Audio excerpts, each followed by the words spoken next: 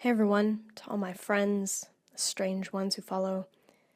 This is a special Interlude BEARTH podcast. I'm Ash. I know this is a year that feels endless. We're in its final stretch, and yet around the world it seems there is no relief. A second wave of lockdowns in the West are unfolding, and the discontent of economic disparity continues to rise. The pandemic revealed our most wrought vulnerabilities. Social injustice is plain and evident. The efforts to distract, deny, and gaslight reality by the powers who think they are is a rather successful campaign. Even with glimmers of hope, they are quickly dashed when we see the road to get there. And we're all holding on to threads of societal standstill, holding our breath, as it were, wondering, when do we exhale? I started this year out in Malaysia. I had not anticipated staying so long, but at the end of February, the whole world was brought to its knees. So, in a small apartment, surrounded by dim walls and only a small window, I stowed away. The Malaysian Health Ministry decided to shut things down, but they didn't use language like lockdown or quarantine or stay-at-home order. Instead, they called it Movement Control Order, MCO. Now, this did make a difference. Trains would run through the city from 6 a to 10 a and again at 5 p to 10 p. This was so employees from grocers and pharmacies, hospitals, and essential businesses could get to work. It also encouraged the public to be mindful of traveling the city or outside of it, which was restricted. Masks were mandatory, cafes were allowed takeout only, and there was an employee or a security guard at every store and cafe to conduct temperature checks, take our name and phone number, and manage capacity. And the red zones, where the most cases were identified, they were monitored more closely. When I heard this, I thought, at least I could go out for an hour, hour and a half, breathe some fresh air. I went to the store at least 5 or 6 times a week, and alternated between leaving at dawn or leaving at dusk. I hopped the train and went to one of 3 grocers near me, depending on my mood, the closest cafe on the way back home. I used those train rides to write poetry. I had conversations with the baristas and in-store employees. There were small connections in the day. We learned each other's names, work, studies, and favorite music. But I'll be honest, the whole debacle wasn't easy. There are those who suggest introverts have an easy ride, staying in 22 to 23 hours a day. But that's not the case. You see, that's a forced alone time, rather than an energetic choice. The isolation, the inability to spend quality time with loved ones, and sometimes all the heartaches we haven't finished unpacking surface in the silence. On the mat, under the pillow, at the desk, while avoiding the other introverted flatmate, while food prepping, adjusting my diet. The soul stuff, it all comes up, spills out. And it happened to everyone. It wasn't just me, but it happened to me, and to you, and to us, to our families and friends. We also had harder conversations. We needed more therapy. Overwatched online television. Proverbially screamed into the sky while shaking our fist. What the bloody hell is this? Mother Nature was teaching us, or trying, and she still is. Are we listening to her, to our inner selves? In May and then June, the movement restrictions began to lift. Each week, a new business, it seemed, another business, was able to obtain some sort of permit in order to operate. There were capacity limits and rules to adhere to, but the trains ran a little longer in the day and night curfews were put in place. The country was slow but methodical.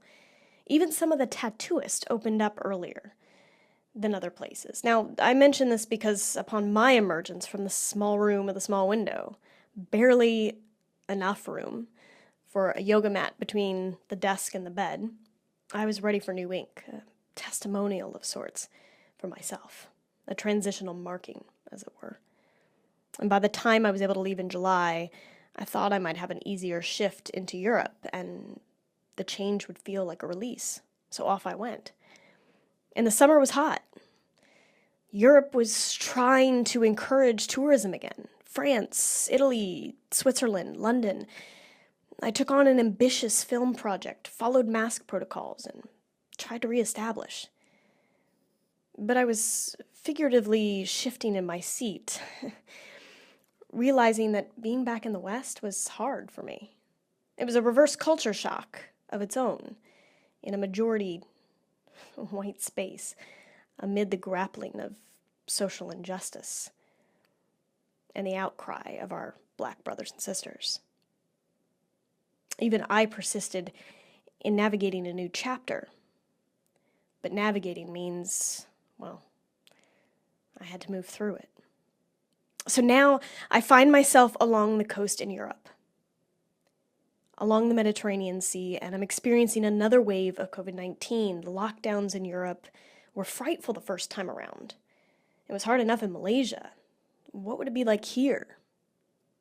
Thankfully, Lockdown 2, which has really started in the past couple of weeks, it feels a little more like the MCO in Malaysia. And this time I'm grateful to be by the sea.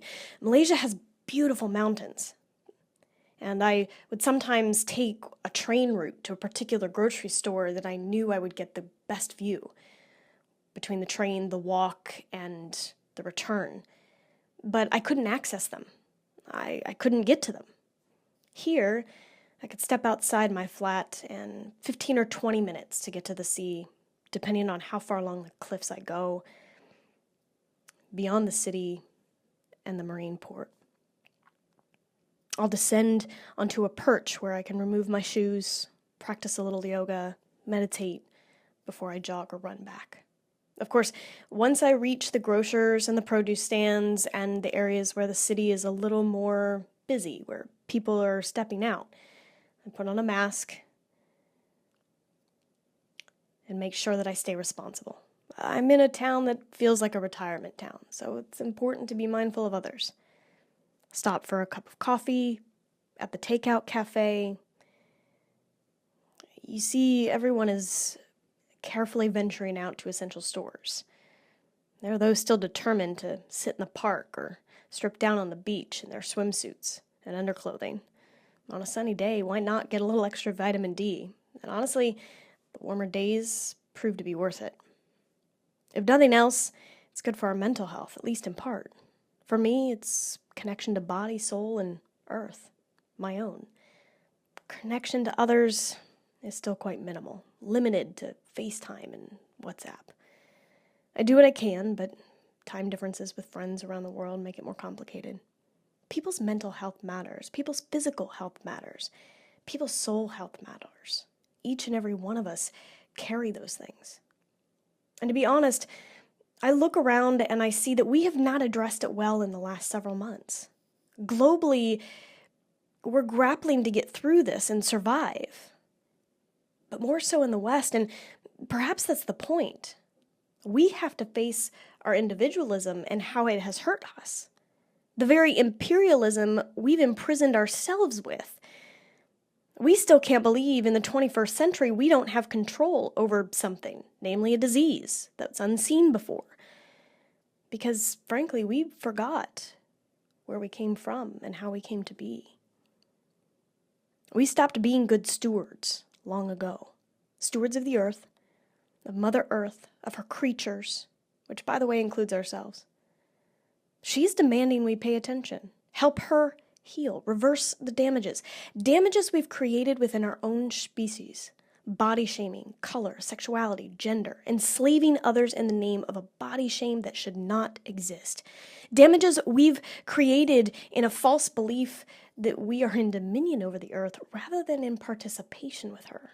So while the world is spinning in a chaotic stillness, fighting for change and anticipating a new chapter, there's still much to consider and so much work to be done. It starts internally, it's expressed outwardly. My own journey was just that, mine. Each of you have a story, and I have days of great weakness and great inspiration. I have days where the vibration of the world does not make sense, and then all of a sudden, I get it. No matter, I grieve the shift, welcome the nuance of change, and roll up my sleeves to work. This year is not endless. The end is in sight.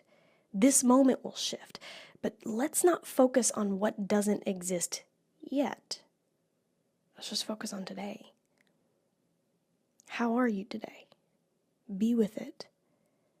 Be here, because we are here and nowhere else. Thank you for listening. If you want to check out more of my work and my thoughts, you can hit up my YouTube channel, ashgallagher.com, birthcreative.com as well, and I hope that you will continue on this journey. I am still working on a season 2 for Birth Podcast. If you would like to help donate toward this podcast, the link will be in the description box. For now, may you live and move and have your being. Cheers.